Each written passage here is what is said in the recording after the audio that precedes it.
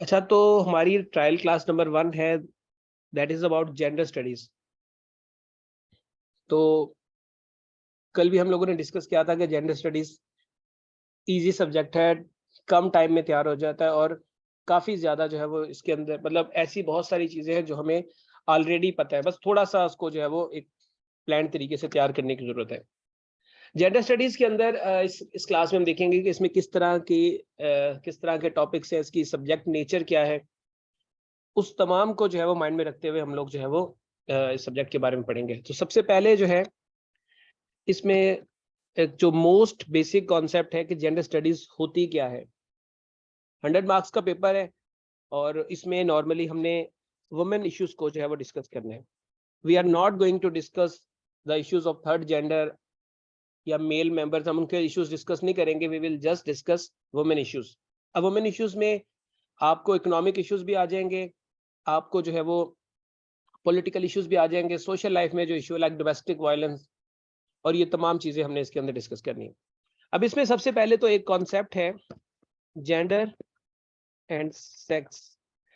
आप में से कोई बच्चा मैसेज पे बताया कि what is the difference between gender and sex.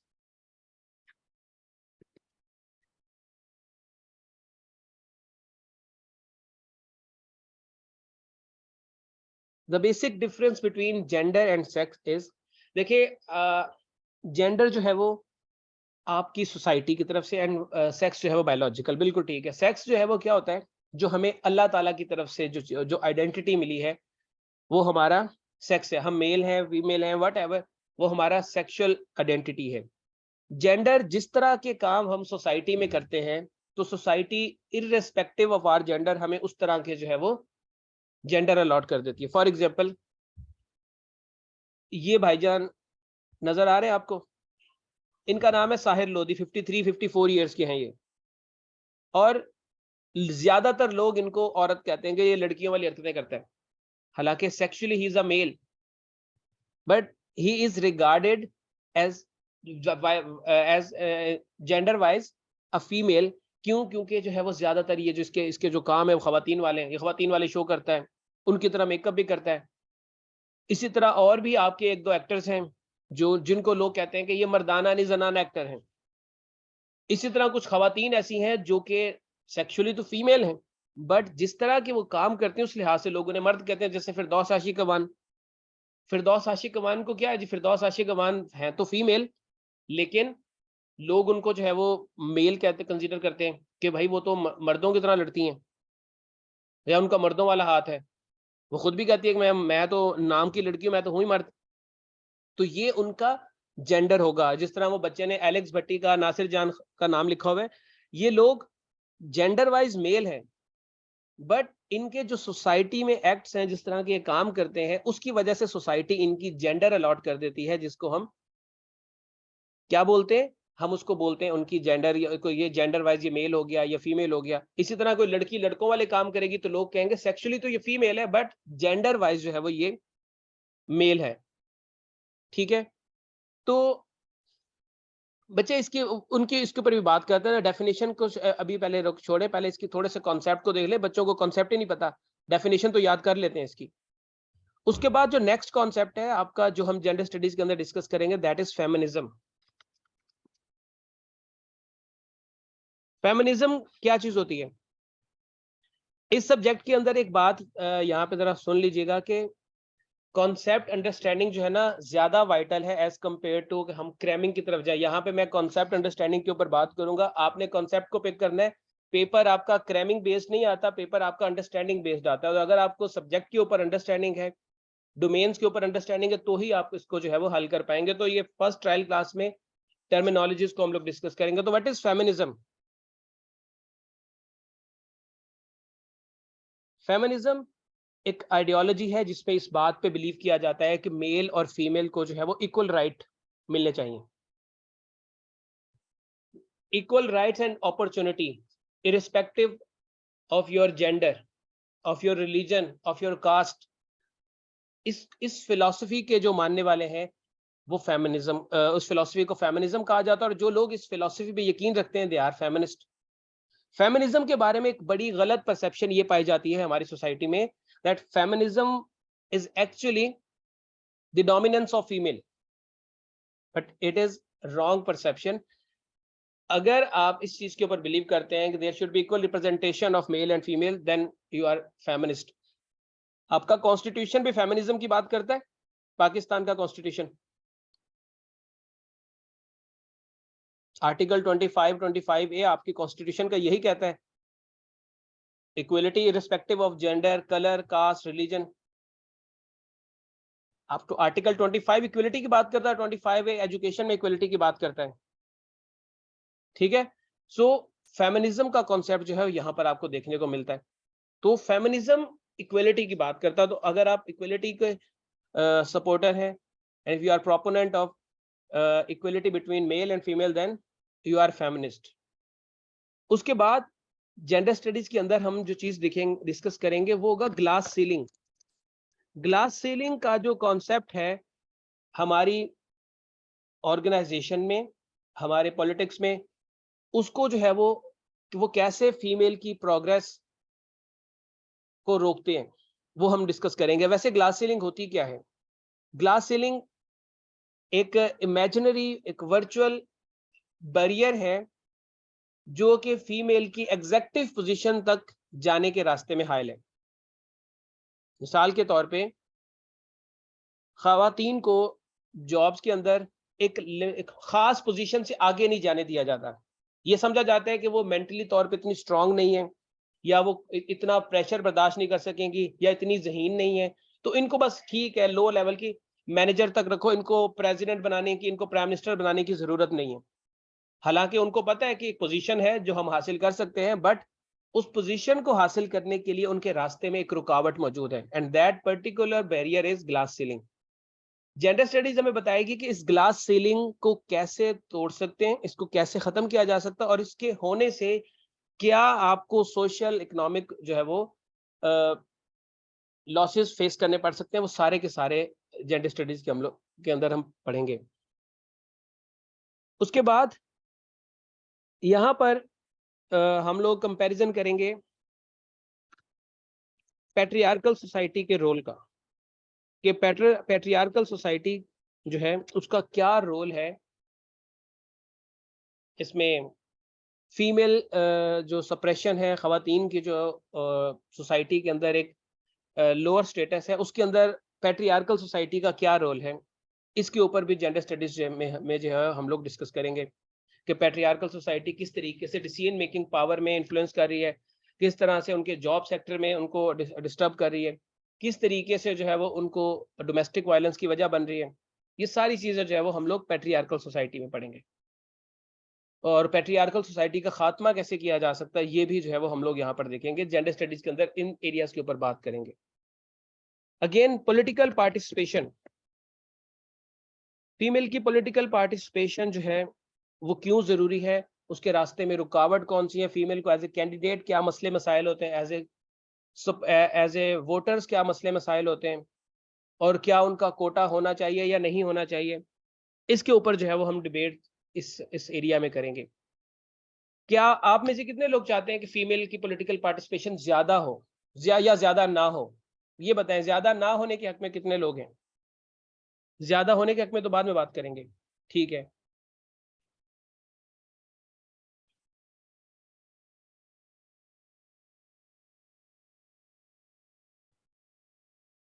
Okay, ये ज्यादा ना होने की बात कर रहे हैं। तो मेरिट की बात, क्या आप कह रहे हैं मेरिट होना चाहिए, तो पॉलिटिकल पार्टिसिपेशन कैसे बढ़ाई जा सकती है, क्या इसके रास्ते में रुकावटें हैं, वो तमाम चीजें जो है वो हम जेंडर स्टडीज के अंदर देखेंगे। And lastly most important area, इसके अंदर हिस्ट्री भी हमने पढ़नी है, ये भी हम लोग यहाँ पे देख लेते हैं हिस्ट्री। बस इसमें वुमेन वायलेंस की, वुमेन राइट्स की हिस्ट्री, सारी चीज हम इसके अंदर देख लेंगे। And lastly most important area जो इस सब्जेक्ट को बनाने में या इस सब्जेक्ट के इंट्रोड्यूस कराने में रिस्पॉन्सिबल है, that is violence against women. Violence against women ये वो एरिया है जहां से तकरीबन 90% आप श्योर हो जाए हर साल की एक सवाल जरूर आएगा, because basically this subject was designed to handle this issue, violence against women. तो वायलेंस अगेंस्ट वुमेन क्या होता है, इसकी थेरीज कौन कौन सी हैं और इसको कैसे जो है वो कंट्रोल किया जा सकता है, उसके बारे में जो है वो हम लोग यहाँ पे पढ़ेंगे। प्लस इसके अंदर कुछ आपके केस स्टडीज भी आ जाती हैं, और वो केस स्टडीज 3 हैं, एक मलाला की, शर्मीन उबैद की और मुख्तारा माई की। ठीक है, इनकी 3 जो है वो, ये 3 आपकी जो है वो केस स्टडीज यहाँ पर हम देखने को मिलेंगे, हमें देखने को मिलेंगे। नॉर्मली केस स्टडी के ऊपर ऐसा क्वेश्चन नहीं आता। केस स्टडी का जो सवाल होता है वो किसी दूसरे सवाल के साथ लिंक करके दिया जाता है। जैसे अगर आ जाता है कि मलाला की केस स्टडी को माइंड में रखते हुए जी वुमेन को एजुकेशन के अंदर क्या इश्यूज फेस करने पड़ते हैं उसको डिस्कस करें, समहाउ इस तरह के सवाल जो है वो आपको दिए जाएंगे। एज सच ये नहीं कहा जाएगा कि मलाला की केस स्टडी पे पूरा नोट लिखते हैं, बहुत कम चांसेस हैं इस तरह के। अब यहाँ पे हम थोड़ा सा जो है ना कुछ थेरीज को डिस्कस करेंगे। इसमें फेमिनिज्म की एक थेरी है, किसने रिसर्च आर्टिकल लिखा हुआ है?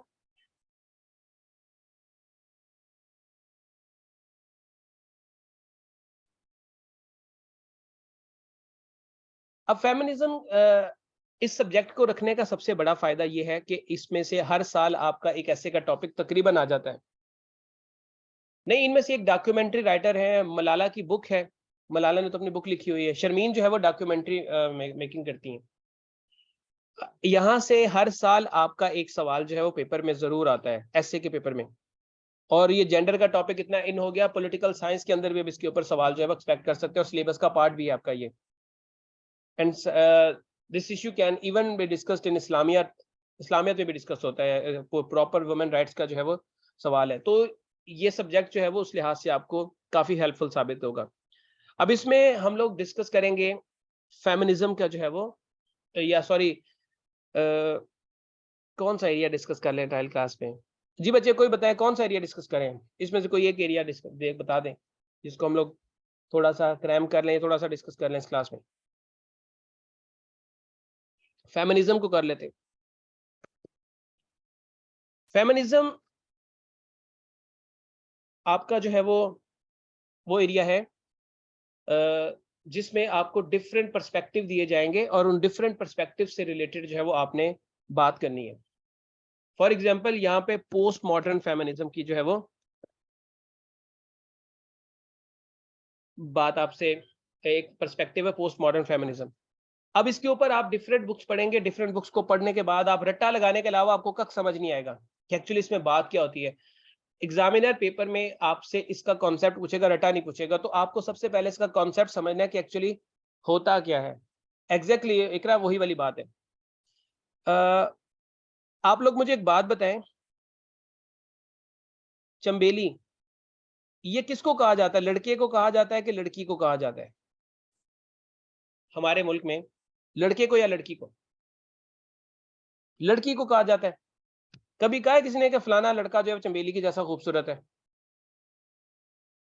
चट्टान, चट्टान किसको कहा जाता है? लड़के को या लड़की को?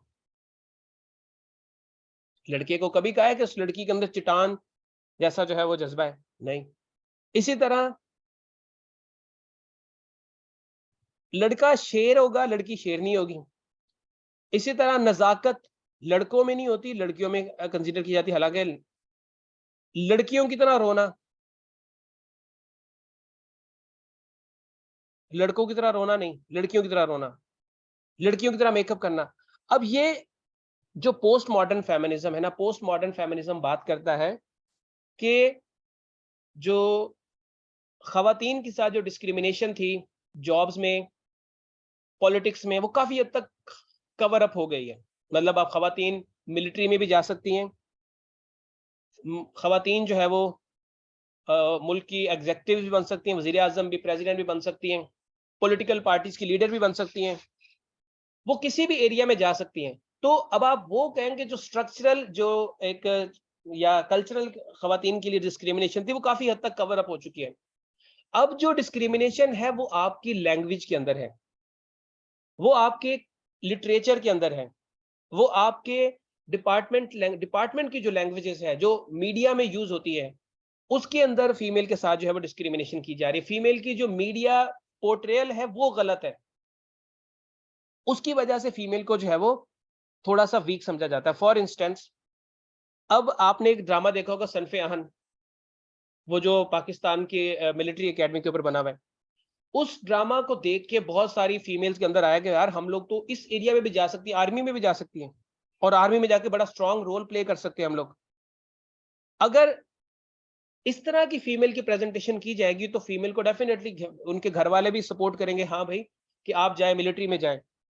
लेकिन पाकिस्तान के ड्रामा में दिखाया जाता है जी, खवातीन जो है वो नाजुक है, गली में से जा रही हैं तो दो लड़के उनको छेड़ते हैं तो वो बेचारी बेहोश होकर गिर जाती हैं। जब फैमिली वाले वो ड्रामा देखेंगे तो कहेंगे यार पाकिस्तान का तो माशरा ही खराब है, इनको जरा घर में रखो। मीडिया का पोर्ट्रेयल जिस तरीके का होगा उस तरीके की फीमेल की जो है वो सोसाइटी में उनको उस तरह से राइट्स मिलेंगे। जब आप फीमेल को रखेंगे ही आइटम सॉन्ग्स के लिए, फीमेल का काम ही आइटम सॉन्ग्स में आना है, तो फिर उनको लोग जो है वो कौन स्ट्रॉन्ग रोल के तौर पे रखेगा, या उनको कौन स्ट्रॉन्ग वुमेन के तौर पे देखेगा। वो जो टर्किश ड्रामा है उसमें खवातीन को जो है वो पावरफुल रोल में दिखाया गया है, तो लोगों को समझ आएगा अच्छा खवातीन इस तरह के काम भी कर सकती हैं। तो मीडिया जिस तरह की प्रेजेंटेशन करेगा उस तरह के जो है वो फीमेल को राइट्स मिलना शुरू हो जाएंगे। मीडिया का पोर्ट्रेयल बेहतर करना है। इसी तरह फिर डिपार्टमेंटल लैंग्वेजेस सही नहीं है। पहले एक लफ्ज होता था चेयरमैन, लड़की भी चेयरमैन है, लड़का भी चेयरमैन है, क्या ये लफ्ज ठीक है? चेयरमैन लफ्ज ठीक है? ये लफ्ज गलत है। जेंडर स्टडीज कहती है ये लफ्ज डिस्क्रिमिनेशन करता है। लड़की, ये जो मैन का लफ्ज है इसे हटा दें, या तो लड़की के लिए चेयर वुमेन लगाए, लड़के के लिए चेयरमैन लगाए, या फिर एक ऐसा न्यूट्रल वर्ड लेके आए जो दोनों पे चल जाए। न्यूट्रल वर्ड लेके आए, और ये न्यूट्रल वर्ड अब जो है वो इंट्रोड्यूस हो गया है। अब लोग चेयर पर्सन कहते हैं। चेयर पर्सन कह दिया, लड़का है लड़की दोनों फिट हो जाएंगे उसमें। This is one concept. इसी तरह बहुत पुलिसमैन, इवन क्रिकेट के अंदर अभी भी कहते हैं कि जी फलानी लड़की जो है वो बहुत अच्छी बैट्समैन है, फलानी लड़की बड़ी अच्छी बैट्समैन है। अब वो सही वर्ड है या गलत वर्ड है? गलत लफ्ज है। According to post modern feminism ये गलत है। हमारे लिटरेचर में हम पढ़ते हैं मैन इज मॉर्टल। क्या ये टर्मिनोलॉजी ठीक है या गलत है? अकॉर्डिंग टू जेंडर स्टडीज इसका मतलब है इंसान फानी है, मैन इज मॉर्टल। बट लोग कहते हैं कि man doesn't depict female, Y women is मॉर्टल। तो या तो आप इस फ्रेज को चेंज करें, या फिर आप जेंडर न्यूट्रल लैंग्वेज जो है वो उसको इंट्रोड्यूस करें।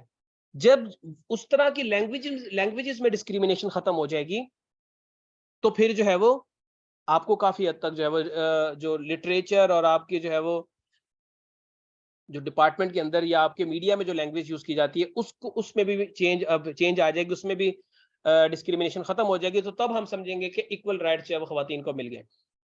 तो वो चाहते हैं कि आप अपना लिटरेचर भी रिफॉर्म करें। इसी तरह मीडिया का जो मीडिया में जो खवातीन का पोर्ट्रेयल है वो पॉजिटिव होना चाहिए। जब तक पॉजिटिव पोर्ट्रेयल नहीं होगा तब तक जो है वो वुमेन राइट्स जो है वो नहीं मिल सकते, इक्वल राइट्स। सो ये एरियाज के ऊपर जो है वो आपका पोस्ट मॉडर्न फेमिनिज्म बात करता है।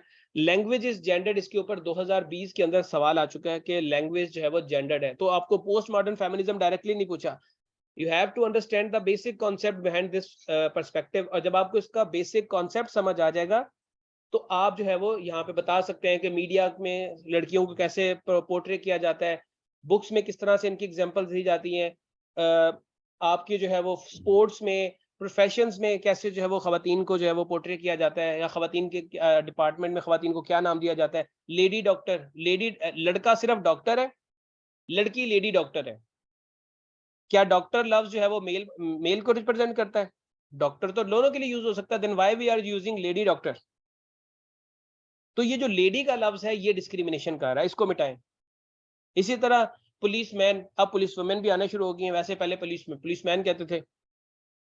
तो ये वाले जो कॉन्सेप्ट है इसको चेंज करेंगे तो आपका जो है वो जेंडर इक्वलिटी आ जाएगी। बाकी इक्वलिटी जो है वो पोस्ट मॉडर्न फेमिनिस्ट को लगता है कि हो चुकी है। उसके बाद एक कॉन्सेप्ट है आपका psycho analytical feminism.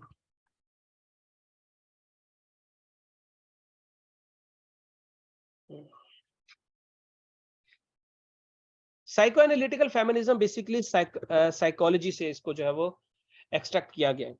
Psycho analytical school of thought Sigmund Freud का जो है वो स्कूल ऑफ थॉट है, और सिगमंड फ्रॉइड ने कहा था कि इंसान की जो पर्सनैलिटी है वो उसकी, या इंसान का जो बिहेवियर है उसका अनकॉन्शियस माइंड कंट्रोल करता है। अब इस बात में नहीं जाएंगे कि अनकॉन्शियस माइंड में अब क्या चीज़ होती है, क्योंकि वो साइकोलॉजी खुल जाएगी हमारी नई सिरे से। तो इसको थोड़ा सा जो है ना डिस्कस कर लेते हैं। साइको एनालिटिकल के फीमेल, इन्होंने कहा है कि जो फीमेल के साथ जेंडर डिस्क्रिमिनेशन होती है उसकी रिस्पॉन्सिबल फीमेल खुद है। अगर फीमेल के साथ जेंडर डिस्क्रिमिनेशन हो रही है तो उसकी जिम्मेदार फीमेल खुद है। अब ये बड़ी अजीब सी बात है कि फीमेल खुद से कैसे जिम्मेदार हो सकती हैं, क्योंकि उनकी साइकी, फीमेल की साइकी रिस्पॉन्सिबल है। अब फीमेल की साइकी से, अब आप में से जितनी फीमेल है उस बात का जवाब दीजिएगा, फिर मैं बॉयज से पूछूंगा। अगर आपको कहा जाए कि 1 मन चावल की बोरी उठा के आपने जो है वो चलना है, 1 किलोमीटर तक चले, 100 मीटर तक चल जाए, चल लेंगे आप लोग? कितनी लड़कियां चल सकती हैं 1 मन की बोरी उठा के?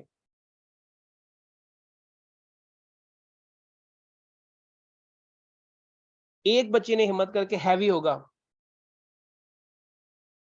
अब यहां पे लड़कों से पूछते हैं, लड़कों से पूछेंगे, लड़के कितने जो है वो, कितने लड़के समझते हैं कि वो उठा लेंगे? Please raise your hands.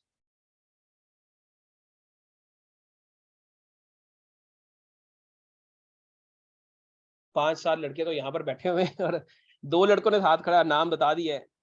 50% सारे लड़के, मेरे ख्याल में लड़का कमजोर भी होगा ना तो भी उठा लेगा। इसकी वजह के मसला साइकी का है। लड़कों की साइकी में वाजे तौर पे क्लियर है, उनको क्लियर है कि वो लड़के हैं, वो पावरफुल होते हैं, और लड़का ये काम कर सकता है। अगर मैं ये लड़का ये काम नहीं करेगा, मैं किसी के सामने बोरी नहीं उठा सकूंगा, तो लोग कहेंगे तुम तो लड़कियों की तरह नाजुक हो। इसलिए लड़के अपनी मर्दानगी को जो है वो, जो स्टेटस को होता है मर्दानगी का, उसको मेंटेन करने के लिए वो बड़ी आसानी से उठा लेंगे। लड़कियों ने साइकोलॉजिकली अपने आप को समझा हुआ है कि हम जो है वो कर ही नहीं सकते। हालांकि बहुत सारी खवातीन ऐसी हैं जो WWE कर रही हैं, रेसलिंग कर रही हैं, बेशक वो फेक भी है काफी हद तक, बट फिर भी वो हमारे काफी ज्यादा मर्दों से अच्छा वजन उठा लेंगी, वेट काफी ज्यादा जो है वो उठा लेंगी। जस्ट इट मेंटेलिटी की बात है। ये जो है ना आपका जो सिगमंड फ्रॉइड की थ्योरी है, साइकोसेक्सुअल डेवलपमेंट। तो साइकोसेक्सुअल डेवलपमेंट जो है ना, इसको अब यहाँ पे छेड़ना जो है ना था काफी लंबी बात हो जाएगी। मैं जस्ट इसके मेजर कॉन्सेप्ट्स के ऊपर बात कर रहा हूँ अभी। तो सिगमंड फ्रॉइड कहता है कि खवातीन के साथ डिस्क्रिमिनेशन तब तक खत्म नहीं हो सकती, इलेक्ट्रा कॉम्प्लेक्स की बात हो रही है ना, खवातीन के साथ डिस्क्रिमिनेशन तब तक खत्म नहीं हो सकती जब तक जो है वो अपनी साइकी तब्दील नहीं करेंगी। और साइकी तब्दील क्या होगी कि हम भी ये काम कर सकते हैं। अब लड़कियों को कहे जी, मुझे तो आज तक ये समझ नहीं आई लड़कियां दूध दही क्यों नहीं लेके आती। लड़कियां सारे काम खुद करती हैं, लेकिन दूध दही लेने के लिए लड़कों को भेज रहे हैं इन्होंने। अब यहाँ अब शाय किस चीज का फील होता है भाई? दुकान पे भी तो आप जाते हैं, यही चीज है, शाय फील क्यों हो रहा है? यही माइंडसेट जिस दिन चेंज होगा, due to dirty environment, because of पर्दा, तो यही मसला है कि वहां पर डर्टी इन्वायरमेंट है, या ये काम लड़कों का है। तो बस इसी वजह से जो है वो प्रॉब्लम होती है। तो साइको एनालिटिकल फेमिनिज्म कहता है कि जब जब तक लड़कियां अपना माइंडसेट चेंज नहीं करेंगी, अपनी मेंटालिटी नहीं करेंगी, तब तक जेंडर डिस्क्रिमिनेशन खत्म नहीं हो सकती।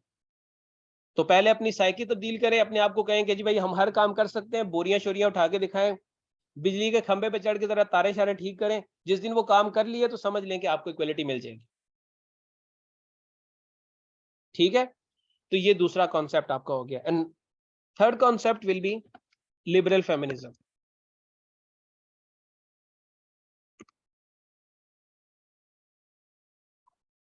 अब लिबरल फेमिनिज्म जो है वो क्या कहता है? लिबरल फेमिनिज्म कहता है कि जेंडर डिस्क्रिमिनेशन की वजह ना तो लड़कियों की साइकी है, और ना ही मीडिया का पोर्ट्रेयल है। वो काम जो लड़के नहीं कर सकते, मेकअप, मतलब लड़के आजकल करते हैं, उतना ज्यादा नहीं करते जितना लड़कियां करती हैं। तो वो एलेक्स यार, वो आटे में नमक के बराबर हो जाते हैं लड़कियां, लड़के कुछ ऐसे एलेक्स भट्टी टाइप के। लेकिन मेजोरिटी लड़कों की जो है ना, वो बस मुंह ही धो ले तो बड़ी बात होती है। आपने यूनिवर्सिटी के अंदर देखा होगा, लड़के ऐसे मुंह उठा के आ जाते हैं। तो कोई इतना ज्यादा जो है वो लड़के कुछ, हाँ क्रीम भी लगा लेते हैं। खैर आ जाए, लिबरल फेमिनिज्म ये कहता है कि जो जेंडर डिस्क्रिमिनेशन है उसकी वजूहात ना तो फीमेल की साइकी है, और ना ही आपका जो है वो, क्या कहते हैं इसको, ये मीडिया का पोर्ट्रेल, बल्कि इसकी वजह आपका कल्चर, पेरेंटिंग स्टाइल और एब्सेंस ऑफ लीगल प्रोटेक्शन, ये 3 चीजों का ना होना जेंडर डिस्क्रिमिनेशन की वजह बनता है। ठीक है? कल्चर, आपका जो कल्चर होता है वो रिस्पॉन्सिबल है जेंडर डिस्क्रिमिनेशन के लिए, जो पेरेंटिंग स्टाइल है वो रिस्पॉन्सिबल है, और आपके मुल्क में कवानीन नहीं है खवातीन को प्रोटेक्ट करने के लिए, ये 3 चीजें रिस्पॉन्सिबल है जेंडर डिस्क्रिमिनेशन के लिए। कल्चर कैसे? हमारे कल्चर में हमारा कल्चर जो है वो पैट्रियार्कल कल्चर है, मतलब यहाँ पर मेल डोमिनेंस पाई जाती है। फैमिलीज में ज्यादातर किस चाइल्ड की डिमांड ज्यादा होती है, मेल चाइल्ड की या फीमेल चाइल्ड की? मेल चाइल्ड की डिमांड होती है। पॉपुलेशन एक्सप्लोजन आपका इसी वजह से होता है, मेल चाइल्ड के चक्कर में जो है वो शायद अफरीदी ने 7-8 बच्चे पैदा कर लिए।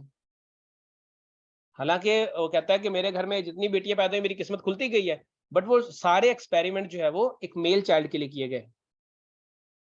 ठीक है? तो कल्चर हमारा इरिस्पॉन्सिबल है, और इसकी वजह से फीमेल को लगता है कि शायद जो मेल लड़का है वो कुछ की कोई बहुत ज्यादा बड़ी इंपॉर्टेंस है, और अगर वो पैदा हो गया तो उसकी वजह से वो एक लड़का 7 लड़कियों पे भारी पड़ जाएगा फैमिली में। इसी तरह हमारे कल्चर के अंदर डोमेस्टिक वायलेंस को कहा जाता है कि ये मेल का राइट है।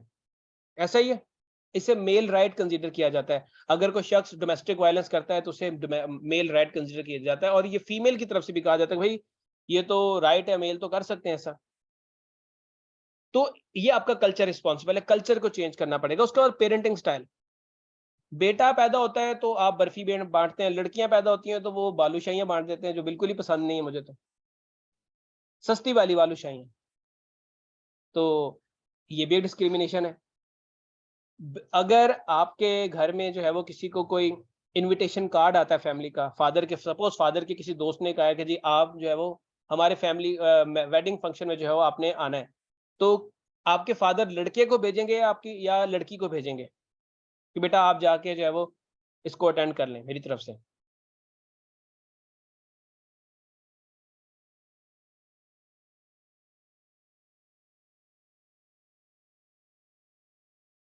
ऑब्वियसली बच्चे इसके साथ लड़के लड़के को भेजेंगे। उसकी वजह ये है कि उनको लगता है कि लड़का जो है वो रिप्रेजेंटेटिव है घर का।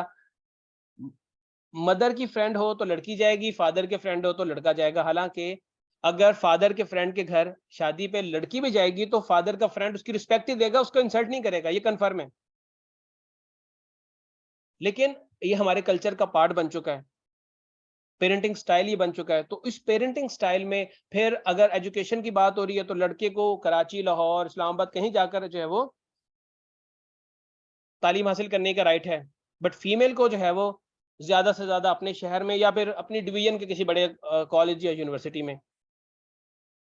लड़का जो है वो मुल्क से बाहर भी जाकर तालीम हासिल कर सकता है, फीमेल को अलाउ नहीं है। बहुत रेयर केसेस में जो है वो ऐसी almost less than 5% population allow करती है पाकिस्तान में। हॉस्टल में भी रहने के जो है वो चांसेस लड़कियों के कम होते हैं, या फिर किसी रिलेटिव के घर, या फिर बहुत केसेस में आजकल वैसे ये चीज होने लग गई है। और एब्सेंस ऑफ लीगल प्रोटेक्शन, इसका मतलब ये है कि आपके मुल्क में डोमेस्टिक वायलेंस को रोकने के लिए कुछ वाज़ेह कवानीन मौजूद नहीं है। आपके मुल्क के अंदर एसिड अटैक को रोकने के लिए कोई वाज़ेह कवानीन मौजूद नहीं है। वर्क प्लेस हरासमेंट को रोकने के लिए जो है वो कोई वाज़ेह कवानीन मौजूद हैं, लेकिन उनकी इम्प्लीमेंटेशन कहाँ तक होगी, किस हद तक होगी, there is no clear clear way forward, को क्लियर पाथ आपको नहीं नजर आता।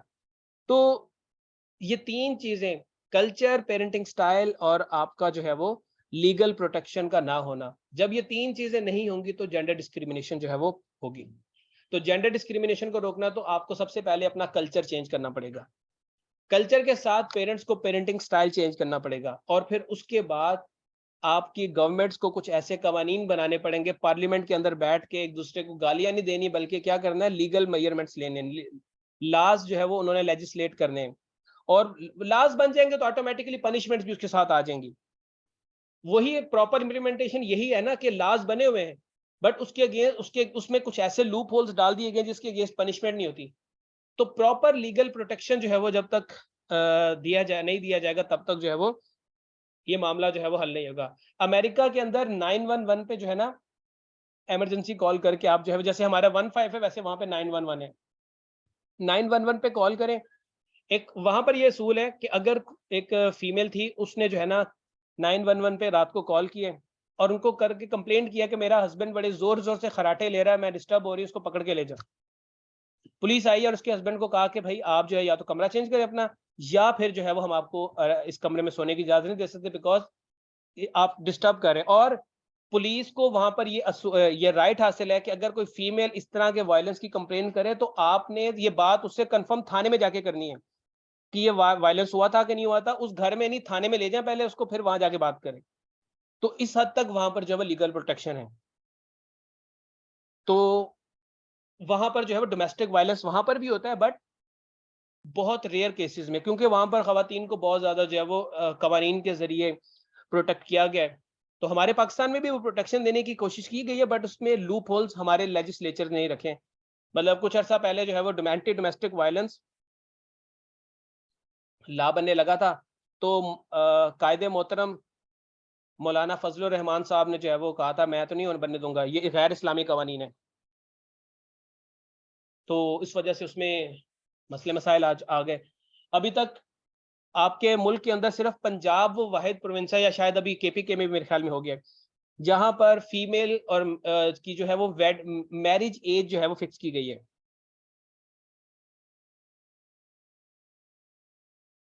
ठीक है। आ, उसकी पंजाब के अंदर जो है वो मेल की 20 ईयर्स है और फीमेल की 18 ईयर्स है, लेकिन आपके फेडरल में इस्लामाबाद के अंदर कोई जो है वो फिक्स नहीं है। और इस्लामाबाद में इसके फिक्स ना होने की वजह रिलीजियस कॉन्स्टेंट्स हैं। बच्चे ये आप लोग अननेसेसरी मैसेजेस ना करें, रेलेवेंट मैसेजेस करें, तो मुझे भी पता चल जाए कि आप लोगों के क्वेश्चंस क्या हैं। तो आपके मुल्क में अभी तक फाइनल एज कोई नहीं है, मतलब खवातीन के या जो है वो चाइल्ड मैरिजेस की चाइल्ड मैरिजेस को रोकने के लिए कोई प्रॉपर कानून नहीं है। तो ये लिबरल फेमिनिज्म का कॉन्सेप्ट है। अब मुझे आप लोगों से एक सवाल पूछना है, ये जो आपके 8 मार्च को खवातीन रोड पे आती हैं, ये लिबरल है या रेडिकल्स हैं? वैसे रेडिकल मैंने समझाया नहीं अभी।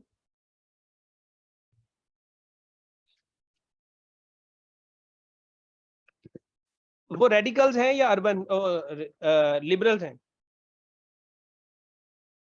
जो हमारे इधर इस्लामाबाद में निकलती हैं, दो ऑल आर रेडिकल्स, वो सारी की सारी रेडिकल हैं। जो लिबरल्स हैं, लिबरल तो बड़े पुरअमन होती हैं, जैसे आप कह सकते हैं शर्मीन उबैद को, शर्मीन उबैद जो है वो लिबरल में आती हैं। जो रेडिकल्स हैं, रेडिकल कहते हैं कि जेंडर डिस्क्रिमिनेशन की वजह पैट्रियार्कल सोसाइटी है, और तब तक लड़कियों को इक्वलिटी नहीं मिल सकती जब तक ये पैट्रियार्कल सोसाइटी खत्म नहीं होगी। और पैट्रियार्कल सोसाइटी जब तक खत्म नहीं होगी, खवातीन को उनके हकूक नहीं मिलेंगे, तो तब तक हम इनके खिलाफ जो है वो लड़ते रहेंगे। मेरा जिस्म मेरी मर्जी, अपने दांत खुद साफ कर लो, अपने कपड़े खुद धो लो, ये सारे काम जो है वो रेडिकल फेमिनिस्ट के नारे हैं।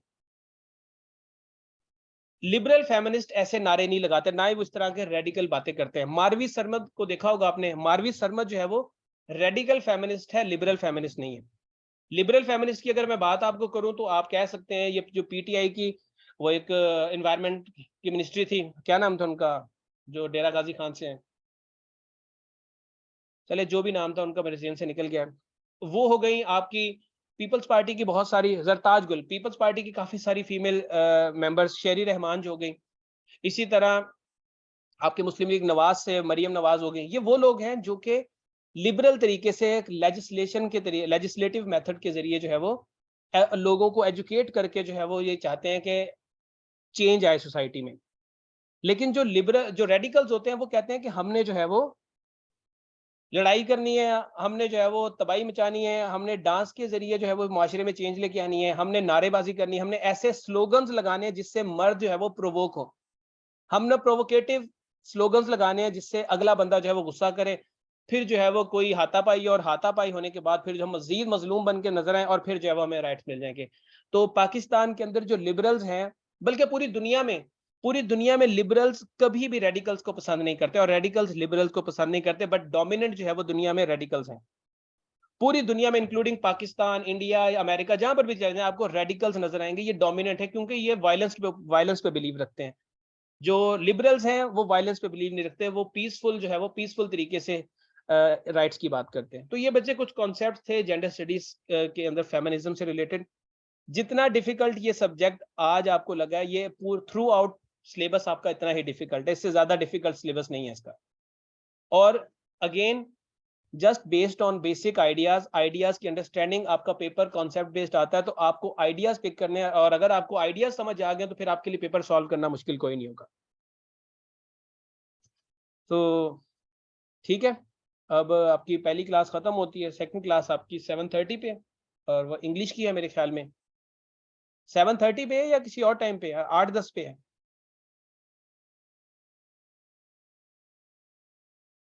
8:10 पे है, ठीक है।